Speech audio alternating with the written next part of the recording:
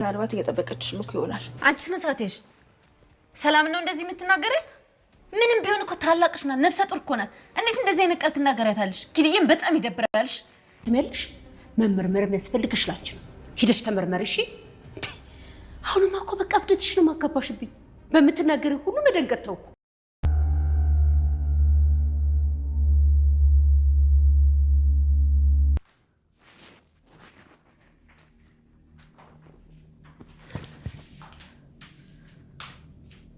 እጅግ አጓጊና እጅግ ልብ አንጠልጣይ የሆነው ተወዳጁ ዳጣ ዛሬም በሚገርምና በሚደንቅ ሁኔታ ቀጥሏል። ናታን አቢጌልን አስጠነቀቀ። ለአንዴና ለመጨረሻ ልንገርሽ፣ እኛ ላይ ሳይሆን እየተጫወትሽ ያለሽው እራስሽ ላይ ነው እየተጫወትሽ ያለሽው። የማትኖሪውን ህይወት እየተመኘሽ የማታገኙን ሰው እየናፈቅሽ ህይወትሽን ባታዛቢ ኑሮሽን ባታበላሽ መልካም ነው። አንቺ ወጣትና ብዙ ፈላጊ ያለሽ ልጅ ነሽ። ዳጣ ከኔ ጋር ስለሆነች ብቻ ሙጭጭ እያልሽ ህይወትሽን አታዛቢ። በእርግጠኝነት አቢጌል አንቺና እኔ ብንጋባ ምን ነው ባላገባሁት ብለሽ በጸጸት ነበር የምትገረፊው። ምን ነው የዛ ጊዜ ልክ ባይዘኝ የወደድኩትና የወደደኝን ያከበረኝና ያከበርኩትን ባገባው ብለሽ ነበር የምትጸጸችው። አቢጌል ለአንዴና ለመጨረሻ ልንገርሽ፣ እናትና አባትሽን አክብሬ ነው እንጂ አንቺ ከአቅሜ በላይ ሆነሻል። ግን ጠብቂ፣ የሆነ ቀን የጨከንኩብሽ ጊዜ ግን መመለሻ የለኝም። አባዬና እማዬን እያከበርኩ ነው የምታገስሽ። ከአቅሜ በላይ ሆነሻል። እስከ መረጃውና እስከ ማስረጃው ለእናትና ለአባትሽ አጋልጥሻለሁ። አንቺ ግን ሁልጊዜ ክፋትና ተንኮል፣ የሰውን ደካማ ጎን እየቆለጎልሽ ነው የምታወጪው። አንቺ የእውነት እንደ ሰው ብታስቢ የሰው ፍጹም የለውም። ሁሉም ሰው የራሱ ደካማ ጎን አለው። አንቺም ዳጣ ላይ ሙጭጭ እንደምትዩ አንቺም የራስሽ ደካማ ጎን አለሽ። ግን ዳጣ እንዲህ አንቺ ጥምድ እንዳረግሻት እሷ ደግሞ በተቃራኒው ናት። በጣም ትወድሻለች፣ በጣም ትጠብቅሻለች፣ በጣም ትጠነቅቅልሻለች። አንቺ ግን ከኔ ጋር ነገሮችን እያገናኘሽ ነክሰሽ ይዘሻታል። ግን የእውነቴን ነው የምልሽ አቢጌል፣ የመጨረሻና ለመጨረሻ ጊዜ ልንገርሽ፣ ብዙ ስህተት አልፌሻለሁ፣ ብዙ ነገሮች ታግሸሻለሁ። ከዚህ በላይ ግን አልታገስሽም። ያውም እንደዚህ ስርዓተ ቢስና ስነ ስርዓት የሌለሽው ነሽ። የኔ ሚስት መሆን ያምርሻል? መጀመሪያ በዙሪያሽ ያሉትን ሰዎች ስታከብሪ፣ እህት ወንድሞችሽን፣ ቤተሰቦች ስታከብሪ ነው ስለ ጎጆሽ የምታስቢው፣ ስለ ቤተሰብ ስለ ማህበረሰብ የምታስቢው። አስተሳሰብሽን ቀይር ሲል አስጠንቅቆ ረግጧት ሂዷል። የተወደዳችሁና የተከበራችሁ ቤተሰቦች ዛሬም በሚገርምና በሚደንቅ ሁኔታ ቀጥሏል። አቢጌል ምንም ቢሆን ከኔ አታመልጡም። እኔ እውነትን ይዤ ነው የምሟገተው፣ እውነትን ይዤ ነው የምሮጠው። ግን ለምንድን ነው የማይሳካልኝ የምትለው? ሁልጊዜ የክፋት ተንኮል መጨረሻው ውድቀት ነው። መጨረሻው ወደ ኋላ እንጂ ወደፊት አይደለም። እድገቱ ወደ ታች እንጂ ወደ ላይ አይደለም። ይሄን ራሱ ጠንቅቃ ታውቃለች። ግን አቢጌል አወዳደቋ የከፋ ነው። እናትና አባቷም የመጨረሻ ተማረውባታል። ምንድን ነው አንቺ ልጅ ምን አጎደልንብሽ? ሁልጊዜ በሰው ህይወት እየፈተፈትሽ የሰው ህይወት ሰላም የምታሳጩ በማለት አስጠንቅቀው ቢነግሯትም እሷ ግን ዛሬም ነገም ክፋቷ ቀጥሏል። ወይዘሮ ማርታም በ30 ደቂቃ ውስጥ በፍጥነት ወደ ቤት ካልመጣሽ ወዮልሽ አቢጌል፣ እኔ ባንቺ ሰላሜን አጥቻለሁ፣ ጨጓሬ ልጫለሁ። አንቺን በወለድኩበት ውሃን ወልጄ ደግነቱ እሷ ደግሞ በየዋህነቷ ታቀዘቅዘኛለች እንጂ አንቺማ ሁል ጊዜ እንዳቃጠልሽ ነው ትላለች። ናታንና ዳጣ አሁንም ፍቅራቸው እንደቀጠለ ነው። ናታን የእውነት ግን ጋሽ ደረጀን ምን ሊለው ነው? ምክንያቱም እዚህ በላይ እያስመሰልኩ መቀጠል አልችልም። አባይ ያውቃለው። ዳጣ አስጠንቅቃና አስረግጣ ነው የነገረችኝ። ለአንድ ሰው እንዳታወራ፣ ለአንድ ሰው አንድ ነገር እንዳትናገር በማለት የነገረች። ግን አባዬ ከዚህ በላይ አንተ ጋር አንተ ፊት እያስመሰልኩ መቀጠል አልችልም። ምክንያቱም እንደ አባቴ ነው ማይ።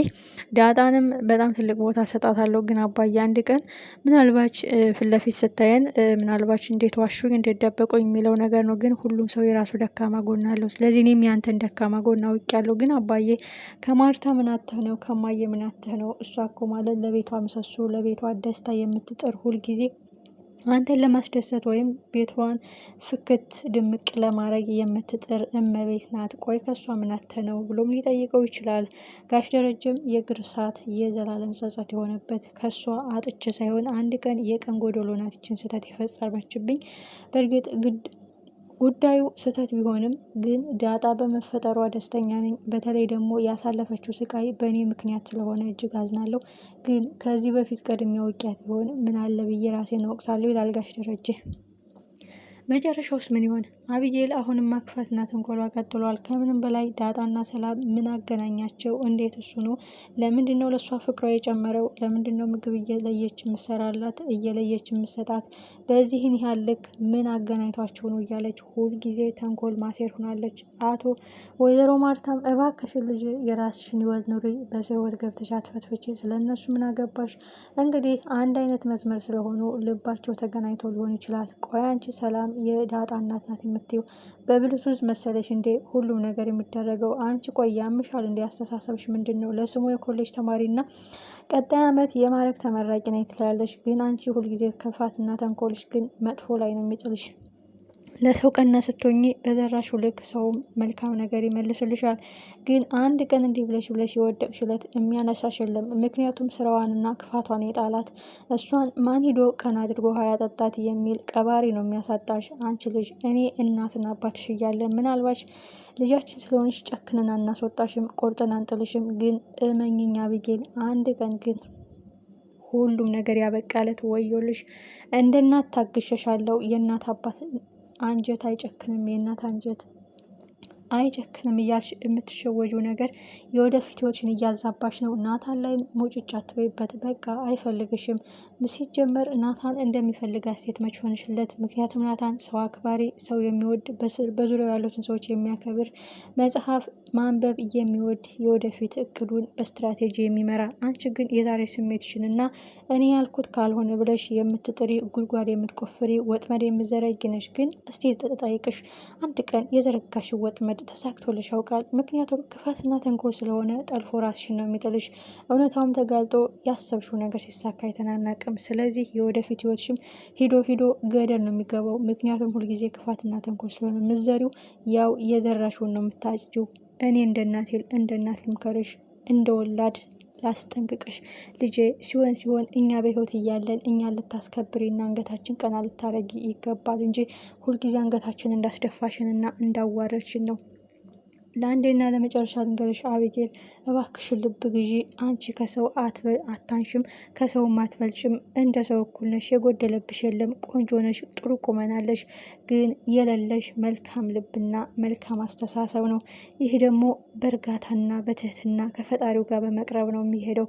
ግን አንቺ ሁልጊዜ ክፋትና ተንኮል ስለምታሴሪ ስለምታስቢ ምንም ቀና አስተሳሰብ ወደ ህይወትሽ አይመጣም። ይህ ነገር ደግሞ አወዳደቅሽን ያከፈዋል። የዛን ቀን ተመልሰሽ ብትጸጸች፣ እንደው ድጋሜ እናቴ ሆድ ልግባ ብትይ፣ ድጋሜ እናቴ ውለጂ ብትይ፣ ያቺ ቀን አትመለስም። እኔ ያልኩሽን አባትሽ የመከረሽን እንድትስተካከይ፣ እንድትገሰጪ፣ እንድታታረሚ ብሎ በቀበቶ እንኳን የገረፈሽን በቀበቶ የገረፈሽ ጠልቶች ሳይሆን የልጅ ጸባይ እንድትስተካከልና አባቷ የቀጣት ተቀታ ያደገች ምግባር ያላት እንድትባይ ነበር። አንቺ ግን ቅጣቱን ኖርማን አድርገሽ ወስደሽዋል። ስለዚህ የዛን ቀን ይቆጭሻል።